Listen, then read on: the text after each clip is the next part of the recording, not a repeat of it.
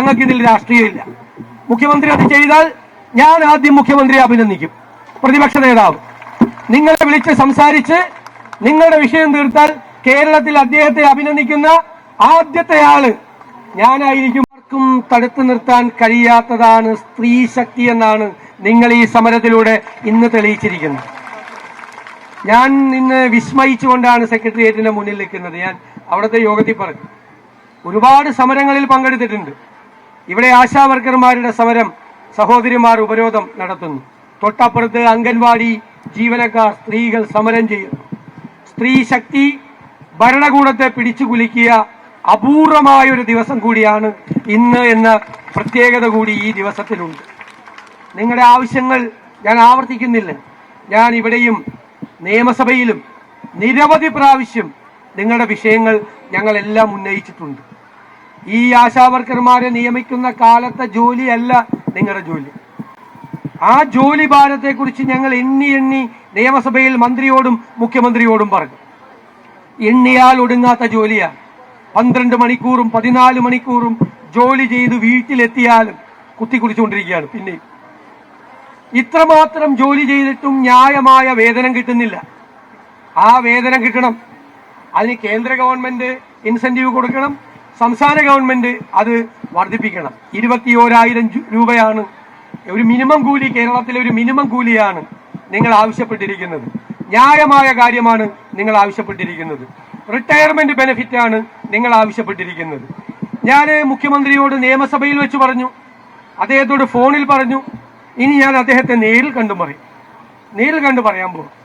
എന്താണ് നിങ്ങൾക്ക് വേണ്ടി അദ്ദേഹം മുൻകൈയെടുക്കണം. ഞങ്ങളുടെ ഡിമാൻഡ് അതാണ്, ഞങ്ങൾ ആവശ്യപ്പെടുന്ന അദ്ദേഹം അതാണ്. ഒന്നും കരുതണ്ട. നമ്മുടെ സഹോദരിമാർ, അമ്മമാർ അവരാണ് സമരം ചെയ്യുന്നത്. അവരെ മുഖ്യമന്ത്രി നേരിട്ട് വിളിച്ച് സംസാരിച്ച് അവർ പറയുന്ന ന്യായമായ കാര്യങ്ങൾ ചെയ്തു കൊടുക്കണം. കർണാടകത്തിൽ എന്താ ചെയ്തത് മുഖ്യമന്ത്രി? അവിടെ ഫ്രീഡം പാർക്കിൽ ബാംഗ്ലൂരിൽ ആശാവർക്കർമാർ സമരം തുടങ്ങി. 5ാമത്തെ ദിവസം മുഖ്യമന്ത്രി എല്ലാ ഉദ്യോഗസ്ഥന്മാരെയും ഇതിന്റെ പ്രതിനിധികളെയും സമരം ചെയ്യുന്നവരുടെ സംഘടനാ പ്രതിനിധികളെയും വിളിച്ചു ചേർത്തു. അവിടെ വളരെ കുറവായിരുന്നു ഓണറേറിയം. അത് 10,000 രൂപയാക്കി വർദ്ധിപ്പിച്ചു. എന്നിട്ട് ഹെൽത്ത് കമ്മീഷണറോട്, ഇവിടുത്തെ ഹെൽത്ത് സെക്രട്ടറി പോലെ ഒരാളാണ്, ഫ്രീഡം പാർക്കിൽ പോയി പറയാൻ പറഞ്ഞു, ഇങ്ങനെ ഒരു തീരുമാനം ഗവൺമെന്റ് എടുത്തിട്ടുണ്ടെന്ന്. ആയിരക്കണക്കിന് ആശാവർക്കർമാർ കയ്യടിയോടുകൂടി അഭിവാദ്യം ചെയ്തുകൊണ്ടാണ് ആ സമരം അവസാനിപ്പിച്ച് അവിടെ നിന്ന് ഇറങ്ങിപ്പോകുന്നത്. ഞാൻ നിയമസഭയിൽ ഹെൽത്ത് കമ്മീഷണർ വന്ന് ഫ്രീഡം പാർക്കിൽ മുഖ്യമന്ത്രിയുടെ തീരുമാനം പ്രഖ്യാപിക്കുന്ന ആ സന്തോഷവതികളായ ആശാവർക്കർമാർ കൈ ഉയർത്തി അഭിവാദ്യം ചെയ്യുന്ന പടം മുഖ്യമന്ത്രിക്കും മന്ത്രിമാർക്കും കാണിച്ചു കൊടുത്തു. ഞാൻ ഈ മുഖ്യമന്ത്രി കൂടി അങ്ങനെ ഒരു അവസരം ഉണ്ടാക്കണം. ഞങ്ങൾക്കിതിൽ രാഷ്ട്രീയമില്ല. മുഖ്യമന്ത്രി അത് ചെയ്താൽ ഞാൻ ആദ്യം മുഖ്യമന്ത്രിയെ അഭിനന്ദിക്കും. പ്രതിപക്ഷ നേതാവ് നിങ്ങളെ വിളിച്ച് സംസാരിച്ച് നിങ്ങളുടെ വിഷയം തീർത്താൽ കേരളത്തിൽ അദ്ദേഹത്തെ അഭിനന്ദിക്കുന്ന ആദ്യത്തെ ആള് ഞാനായിരിക്കും. മാറി മാറി പറയുന്നുണ്ട്. ഇതൊരു ന്യായമായ സമരമാണ് എന്ന ബോധ്യത്തിന്റെ അടിസ്ഥാനത്തിലാണ്. ഇന്നലെ മുഖ്യമന്ത്രി പറഞ്ഞത് എനിക്ക് സങ്കടമായി. ഇന്നലെ മുഖ്യമന്ത്രി പറഞ്ഞത് സമരം ചെയ്തിട്ടല്ല കാര്യങ്ങൾ നേടിയെടുക്കുന്നത്. അത് വേറെ ആര് വേണമെങ്കിലും പറയാം. ഒരു കമ്മ്യൂണിസ്റ്റ് മുഖ്യമന്ത്രി അത് പറയാൻ പാടില്ല. ഞാനിപ്പോ പത്രക്കാരി ചോദിച്ചപ്പോൾ പറയും, കമ്മ്യൂണിസ്റ്റ് മുഖ്യമന്ത്രി അത് പറയാൻ പാടില്ല. ഏറ്റവും കൂടുതൽ സമരം നടത്തിയിട്ടുള്ള ആരാ? കമ്മ്യൂണിസ്റ്റ്.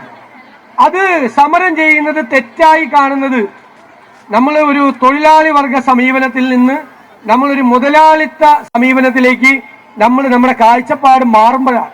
മുതലാളി ആർക്കാ സമരം ചെയ്യാൻ ഇഷ്ടമില്ലാത്തത്? മുതലാളിമാർക്ക്. പണ്ട് പോലെ ഇപ്പോഴല്ല, നൂറ്റാണ്ടുകളായി അങ്ങനെയാണ്. തൊഴിലാളികളാണ് സമരം ചെയ്യുന്നത്. സമരം ചെയ്യുന്നത് ശരിയല്ല എന്ന് പറയുന്നത് മുതലാളിമാരാണ് പറയാറുള്ളത്. നമ്മുടെ മുഖ്യമന്ത്രി അങ്ങനെ ആകരുതെന്നാണ് നമ്മുടെയൊക്കെ ആഗ്രഹം. കേരളത്തിന്റെ മുഖ്യമന്ത്രിയല്ലേ. അതുകൊണ്ട് അദ്ദേഹം ആരെന്ത് സമ്മർദ്ദം ചുറ്റിൽ നിന്ന് ചെലുത്തിയാലും ആ സമ്മർദ്ദത്തിനൊന്നും വഴിപ്പെടാതെ അദ്ദേഹം തന്നെ ചർച്ചയ്ക്ക് വിളിച്ച് ഇതിന് പരിഹാരം ഉണ്ടാക്കണം. ഞാൻ നിങ്ങൾക്ക് വേണ്ടി അദ്ദേഹത്തെ തീർച്ചയായും ഒന്നുകൂടി കണ്ട് അദ്ദേഹത്തോട് വീണ്ടും അഭ്യർത്ഥിക്കും. എത്ര പ്രാവശ്യം വേണമെങ്കിലും നിങ്ങൾക്ക് വേണ്ടി. ഞാൻ ഈ സമരത്തെ ഒരിക്കൽ കൂടി അഭിവാദ്യം ചെയ്യുന്നു. ഞാൻ കരുതുന്നത് ഈ സ്ത്രീ ശക്തിയെ ആർക്കും തോൽപ്പിക്കാൻ പറ്റില്ലെന്ന